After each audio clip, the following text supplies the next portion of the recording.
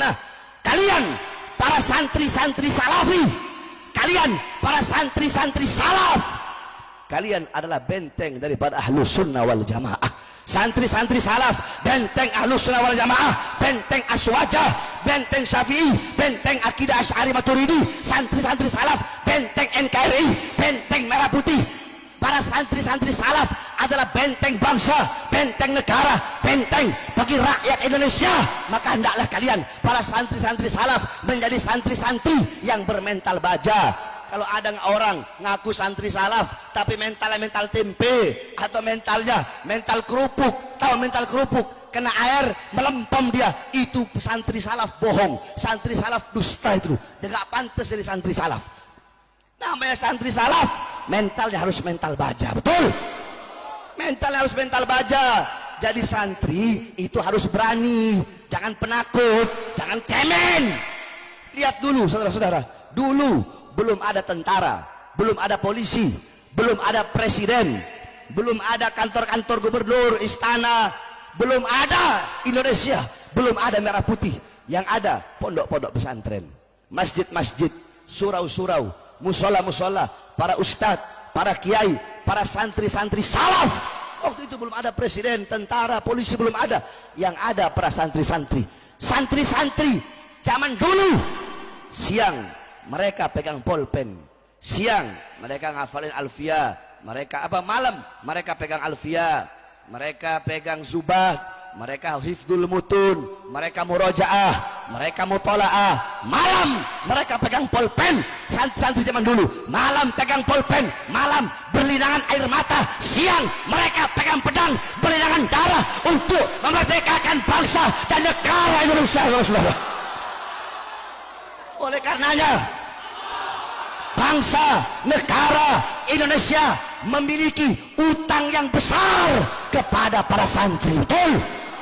Makanya saya sampaikan, kalian para pejabat, kalian para pemerintah, jangan pernah macam-macam dengan kami para santri, khususnya para santri-santri salafi. Jangan kalian ajarkan kepada kami tentang nasionalisme, jangan kalian ajarkan kepada kami tentang cinta tanah air.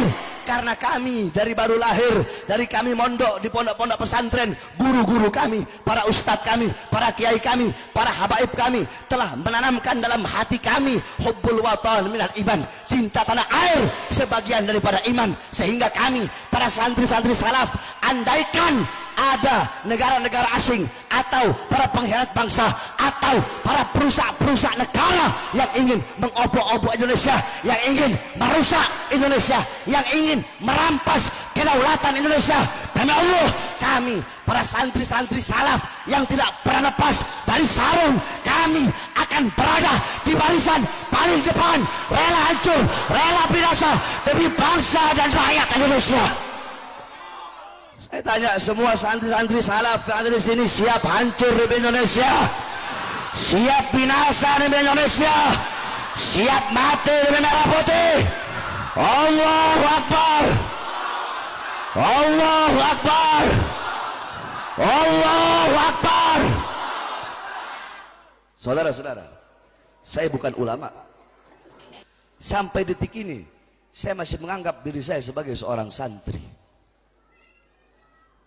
Saya keluar masuk penjara 2009, saya di penjara 2009, 10, 2012, 2018 saya masuk, 2020 saya masuk lagi, baru bebas 2 hari, baru bebas 2 hari saya masuk penjara lagi, dibawa ke Nusa Kambangan, saudara-saudara. Tangan saya diborgol, perut saya diborgol, kaki saya diborgol. Ketika itu ada seorang polisi penjara yang dimana ketika dia memborgol saya, dia minta maaf. Habib, saya minta maaf Habib, saya takut kualat Habib. Saya bilang, pernahkah kalian mendengar ayat innama yuridullahu liyudhibankum ridsa ahlal bait wa yutahhirukum tathira? Pernah Habib? Pernahkah kalian mendengar ayat qul la as'alukum alaihi ajran illa mawaddata fil qurba? Pernah Habib? Ketahuilah orang yang ada di hadapan ente, yang ente borgol tangannya, perutnya, kakinya, ana adalah ahlul bait dalam ayat tersebut. Ana adalah al-qurba dalam ayat tersebut. Kami adalah ahlul bait yang dimana wajib bagi kalian sebagai umat Nabi Muhammad untuk membaca sholawat dalam setiap sholat kalian kepada kami. Engkau mengaku sebagai umat kakek kami, tetapi engkau memenjarakan bahkan memborgol orang yang menjadi cucu daripada Nabi kalian. Nangis itu orang, saudara. Saya bebas 2021. Baru 1 bulan bebas, udah masuk lagi ditahan. Nah, saudara-saudara, pertanyaan saya masuk penjara lagi. Apakah seorang penjahat besar? Apakah seorang bandar narkoba? Apakah saya seorang perampok?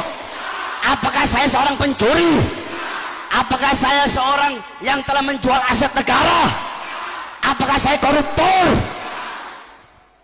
Saudara-saudara, kenapa saya ditahan lagi padahal baru bebas 2 hari, bahkan dibawa ke Nusa Kambangan?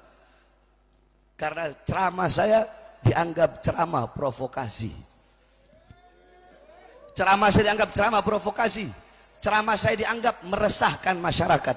Pertanyaannya, seperti apa ceramah saya itu? Mau tahu apa isi ceramah saya? Saya bebas siang, habis maghribnya saya ceramah. Ketika itu lagi ketat-ketatnya, lagi awal-awalnya corona, awal-awalnya pandemi, awal-awalnya COVID-19, semua masyarakat diperlakukan PSBB. Nah, ketika itu saya ceramah. Saya udah tahu kalau saya ceramah bahas ini, pasti nanti saya bakal masuk penjara. Tapi saya ambil risiko tersebut, tetap saya bahas ketika itu. Apa pembahasan dan isi ceramah saya?